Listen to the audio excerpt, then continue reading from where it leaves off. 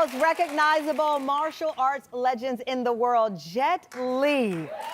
Jet Li's new memoir is called Beyond Life and Death, The Way of True Freedom. And it takes us somewhere we've rarely seen him go, into the private moments and the journey that changed what success means to him. Jet's daughters, Jane and Jada, join the conversation with us as well. First of all, congratulations on this book. Thank you. You have left Hollywood behind.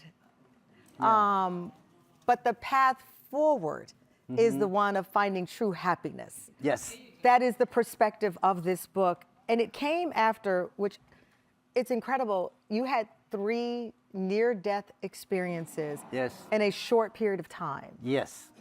Yeah, the first time in 2004, and we're in the Maldives.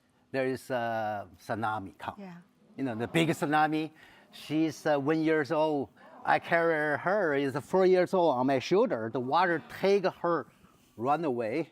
The water finally is here. Very, very close to death. That's the first time. Then I think, whatever so strong you are, but you know, the nature come, you know, just come. Then I changed my career. Then I start helping more people. Yeah, because you mentioned the tsunami incident.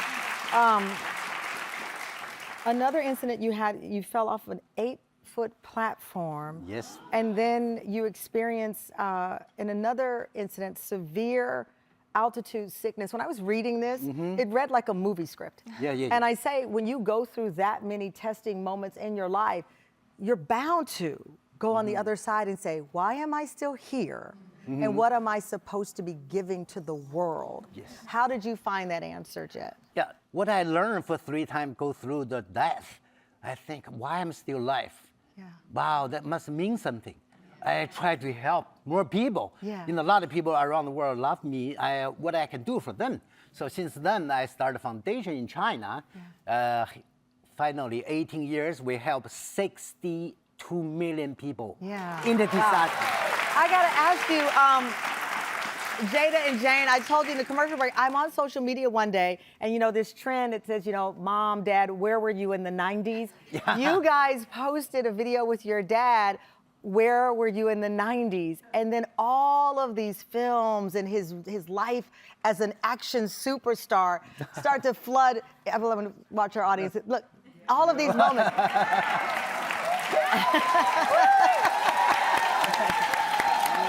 Okay, growing up, is that the dad you knew? Oh my gosh. I think in our eyes, he was just dad. Just dad. And I think we always knew he was off doing cool things, like clearly had somewhere to go, places to be. But I think it never really crystallized until we were slightly older. And then you realize Dad is Jet Li. Yeah. Now, Jada, you get to see this different version of him, because while he was building that career, as you talk about in the book, it presents complications in the relationship. But now you know this person as a different being, and you talk about that.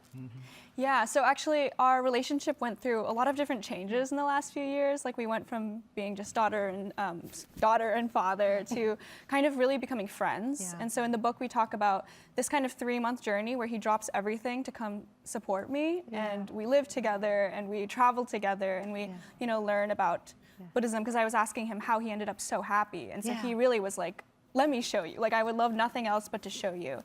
And so now I want to support him, which is why I'm so excited for his book, and I'm so glad I was able to help him with it and with social media and with everything that he wants to do. Yeah, she helped me write this because I don't know English very well. She's my teacher, my roommate. Coming up, to help me. we'll talk with Jet Li. 25 years ago, Romeo Must Die. What is his thought about the film finding a whole new life? And Jet Li's, I guess, you know what, his guide to finding happiness. What he says we all can start today. After the break.